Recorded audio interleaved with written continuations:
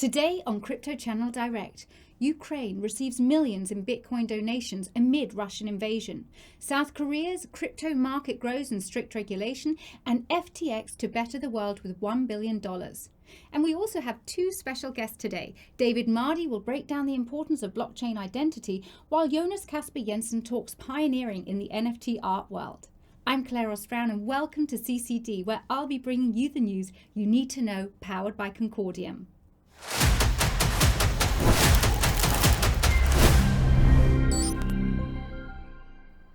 Amid the invasion of Ukraine by Russia, there have been numerous calls for help from the Eastern European nation.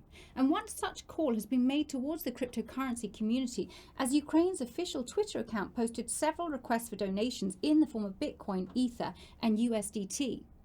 Now, this call for financial aid has been quite successful, as blockchain data indicates that the Bitcoin address alone has received more than 186 Bitcoin, totaling over $81 million.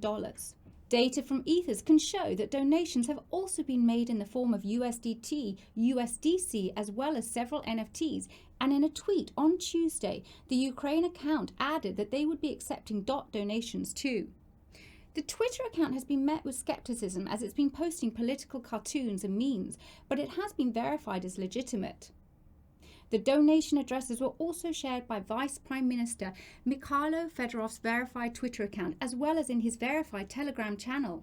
When reached via a press contact email listed on its website, the Ukrainian Ministry of Digital Transformation, which Fedorov leads, told the bloc that the communication channels of the Ministry of Digital Transformation of Ukraine and Minister Mikhailo Fedorov are secure. We are not hacked. This is the official position and messages we want to share. We're trying to contribute to Ukraine victory and raise the awareness of international society on what's happening in Ukraine in every possible way we can, the representative continued. Other major names in crypto, such as Ethereum co-founder Vitalik Buterin and Justin Sun, founder of Tron, also suggest the donation link is legitimate after their own research. Crypto looks to be coming to aid in Ukraine, but there are also some suggesting that it might be useful to Russia in circumventing new sanctions. Christine Lagarde, president of the European Central Bank, has even called on lawmakers to approve a regulatory framework on crypto, hinting at potentially preventing Russia from getting around sanctions. Do you think that crypto will play a big role in this ongoing conflict? And what side can benefit the most from a decentralized economy? Let us know in the comments below. In related news, the ECB President Lagarde late last week called for stricter crypto regulations across the European region, which could have implications on Russia turning to crypto. Many view stricter crypto regulations as problematic for the growth of the space, but heavily regulated South Korea has proved otherwise. South Korea announced its crypto market grew to 55 trillion won, which is around $45.9 billion by the end of 2021, according to its chief financial regulator. And South Korea is considered among the strictest crypto market for regulatory policy implementations. However, the Korean crypto market ballooned to new heights despite regulation that required crypto exchanges to open real-name bank accounts of traders in association with a certified bank.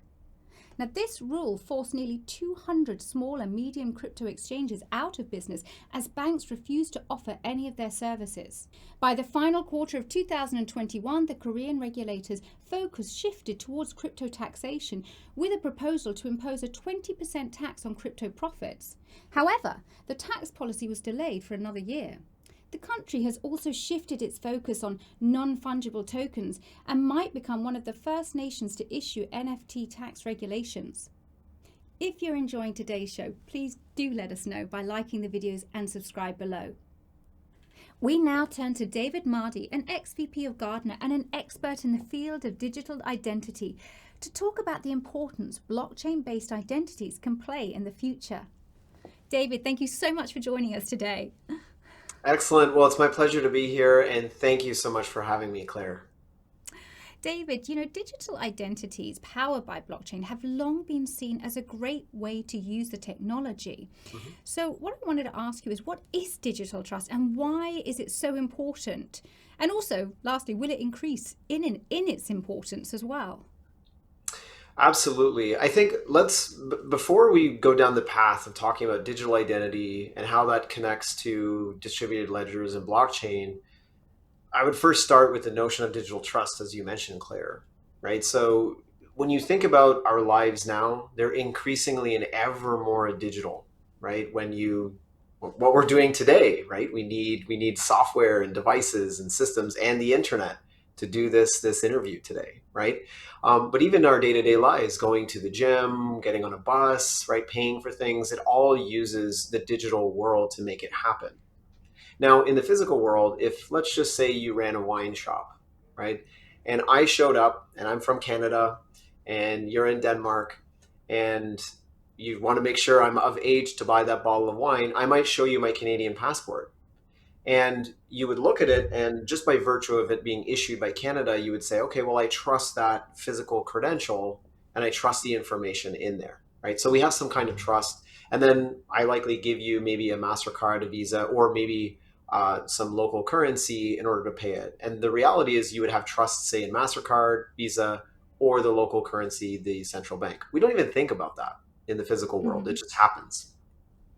When we leap into the digital world, it changes because now if I'm going to buy that bottle of wine from you, we're likely not doing it over video like we're doing right now, right? I'm going to use some system. Now, I would argue that the last 20 years we've done a decent job with e-commerce and all this stuff, but as we forge ahead into this next decade, many organizations want to do higher value transactions rather than just using these credit card networks and all of this. So how now would you validate my age online without me scanning my IDs and doing all this stuff that might cause too much privacy to be leaked, right? So the Mm. whole notion of digital trust is really, it needs to be a focal point for the online world. Now, I'll say very quickly, there's a connection to digital identity. So everything is digital business. And Mm. digital business needs digital trust. And digital trust, the way how we instill it is with the notion of digital identities, both for humans and also machines. And very quickly, machines are the devices we use and the software we use in between. We have to have trust in those in order for, say, you to sell that bottle of wine to me. So when you boil it all down, digital identity is at the heart and center. And many will say it is the new perimeter for how we're going to do everything online, whether it's Web3, blockchain, or the metaverse. We need to have a strong notion of trust in these digital identities. Mm. Yeah. So I think you kind of covered actually a little bit what I was thinking about asking now is what, no, but it's great what a digital identity is. But where do you see these digital identities having the biggest impact in our day-to-day lives? Yeah, I mean, I think the best way for most people to think about this is the physical world. Now, of course, there's certain nuances when we move into the digital realm, things will change. So there's some things we can borrow from the physical world, but you know, even me showing you my passport really is kind of too much information if you're selling me that bottle of wine in the physical world. You don't need to see the passport number. You don't need to see other information, or if it's a driver's license or some other kind of ID. So, one really cool thing with the notion of certainly blockchain identity is you can share what's called these verified claims. And verified claim could be, I go to buy a bottle of wine from you online, and you, per maybe the local law, need to validate my age before you can sell it to me. And so what I could do is maybe use a mobile wallet that has, my government backed IDs or bank IDs in there, and I can select, say, a Canadian ID, and I can select the attribute that you need my age, and you just need to maybe validate that I exist. I can select that, and I can send that Mm. over to you very easily. And what you will receive as a business is not the actual birth date. You don't even need to know when I was born. You just need to know, let's just say, if it's over 18 or over 21 in some jurisdictions, right? And as long as you get a check mark that's been validated by some trusted provider, that's all you need to store in your database. Let me go Mm. a little step further there, Claire. And that's a big deal, especially, say, if you're running a wine shop, because if we think about things like GDPR in the European Union, privacy laws, you don't want to have to store all of my information just because I might buy an occasional bottle of wine from your business. You're a small business, you want to focus on selling wine or whatever value you add.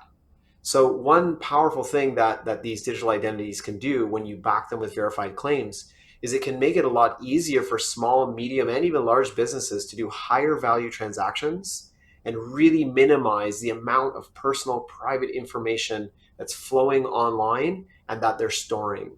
So that's Mm. one very powerful aspect. And just to answer the question more point blank, so when you have that framework, it can open up a whole raft of amazing use cases, getting mortgages online, you and me maybe over different jurisdictions doing higher value transactions, getting large multi-euro, million euro deals done without seeing each other face to face. These are all of the things we can do. So if you can only imagine, you connect that into things like the metaverse. If we have a strong foundation of digital identity and we can share these kinds of claims in a private and secure manner, we can start to open up some amazing use cases. Yeah, that's great, David. And it all sounds perfectly suited, but what do you think is actually holding us back today then? That's a great question, and one that I've personally struggled with over nearly 2 decades. There's many things, right? I think when we look at it, there's certainly political and individual and personal views. For example, so I reside in Canada, and in Canada we have some major banks here, Bank of Montreal, Royal Bank of Canada. We don't have a lot of them, right? And when you look at the average Canadian, we're more like Australians and New Zealanders and like Europeans in a way, where we do have trust in our government. So we're open to using kind of government-backed identity networks, or even some here in Canada where we have a system called Verified Me, where the banks got involved. So we have a little more trust in the system. When you move into other jurisdictions, like say the United States, it's much more fragmented. And they tend to do things on a state by state level. So you could have one state that could put in a very powerful digital identity program, and maybe say that's in Massachusetts, but that might not work with California's system. So so there's these personal and kind of political views that people carry that really do impact how identity is done in many countries. So that's one barrier. We have to figure that out to get over some of these hurdles and figure out what kind of the lowest common denominator is so we can do that. The other part is the technology. Now, we have a lot of the fundamental technology to make this work, but I'll come to the notion of standards. And let me just bring up Bluetooth. Imagine a world where we have all these devices, headphones, phones, our cars, but there was no Bluetooth. That would mean that we have to install little applications and drivers to string everything together. And anytime there's an update on your phone, certain things will break and you have to re-update. So when we bring that into the digital identity world, it's the same thing. So if I have a verified claim and I'm Canadian and I come to Denmark to see you, and I go to share that claim that says I'm above 18 or I'm above 16 or whatever the age might be, can you even accept that? Do you even understand the language that that verified claim is speaking in? So we Hmm. have a lot of work to do with standards, and there's some promising work ahead. But one thing that got me excited was seeing the tech titans getting involved. So the Microsofts of the world investing in this space and so on and so forth. But that's a great question. There's many more barriers, but I'd say the political views and the technology with standards are probably the bigger hurdles right now. So, with that in mind, I mean, could you paint a sort of picture of the digital identity future that you see? Yeah, I think that's a great question. I believe that we've kind of gone through the last, Web 1.0, Web 2.0, and we've tried to bring in some of these notions of digital identity and security, but there are many things that we're just not done with security and privacy by design. And so as we go forward into the future, right, we obviously see in Europe GDPR and many other jurisdictions rolling out privacy laws to say, hey, this is not a free for all. You can't just go online and throw all your information around. So we're living a moment right now where advertising networks and all these things about your personal information is changing. And I think what's going to happen in this next decade is, and we're seeing it now, a realization of how strategic and fundamental digital identity is to everything. And we're starting to see a lot of promise, certainly with blockchain identity, in that it gives more power back to the users. Like I said, I can control, if I go to your wine shop, what I'm going to share with you. Versus today, if it's in the physical world, I might give you my ID and you might scan it.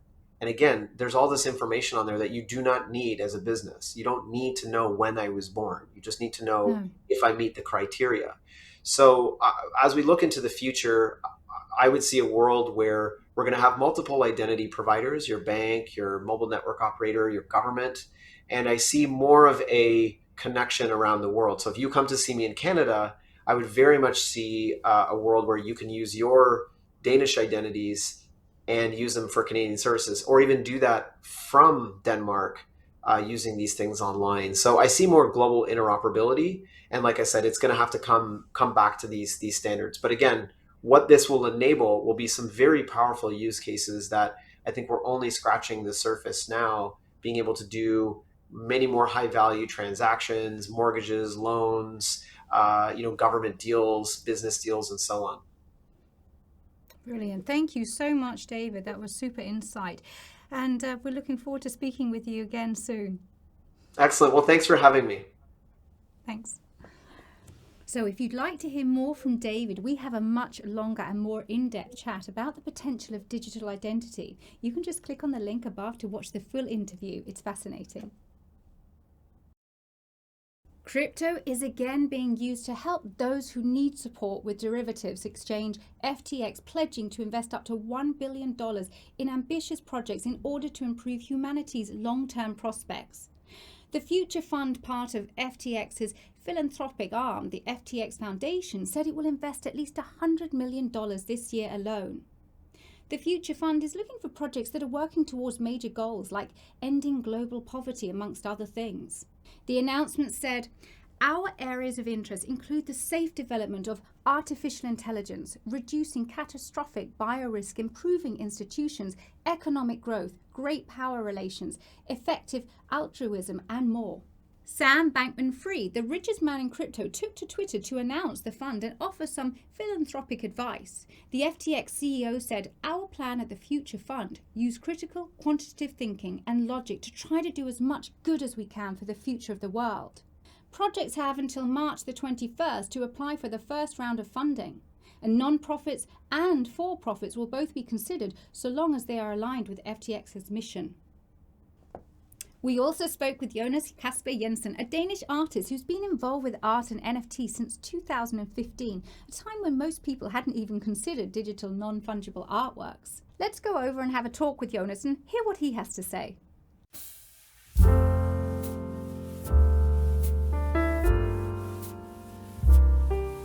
So we are here today in the heart of Copenhagen at the Arden Aspect Gallery. And I'm here sitting with Jonas, the artist. And Jonas, thank you so much for joining us today. I'm really curious about your journey because I know that you started, you were very aware of this whole NFT blockchain art space in 2015, but you really got going in 2019. Can you share with me just a little bit about your journey? Yeah, so I discovered blockchain technology already back in 2015 while researching on alternative currencies. Back then there was Bitcoin and almost nothing else. So I had to, because of research for other projects, I had to find out how can we think about alternative currencies, and Bitcoin was an example of that. And it just caught my attention, and I got very fascinated about the opportunities that was in the technology back then. So for me, it's been sitting on the sideline, looking at blockchain technology and seeing how it developed. And then 2019, I found it mature enough to begin to work with it, like take my own work and put it on the blockchain in the shape of NFTs. So if you were to describe, especially to those viewers perhaps who's watching today that don't really understand it all, can you explain it in a nutshell? How does this work? Yeah, so basically what you're doing is that you are taking a digital file and you're linking that to the blockchain by some code that is called smart contract. And with this link, you can prove when you made the file and when you stored it on the blockchain. So it's a way to secure that you are the owner of the digital file, and also you can give this ownership away in the shape of NFTs, and that's what we hear so much about in the media. Right. So basically, I can own a part of a painting or a sculpture, own an NFT, and somebody else can also, and the ledger will keep a track of who is the real owner. So it's not just a question of somebody having it on their iPhone and saying, I own this. One can actually prove who owns it. Yeah. And there's also, there's some people that say that there's a lot of hype in this whole space. What do you think about that? I think to a large degree that there's a hype. But to me, there's two different things going on at the same time. There's the public discovery of blockchain technology through NFTs. That's the hype we see, and that's driving high prices because there's been a demand for digital content for a very long time, but we couldn't capitalize on it.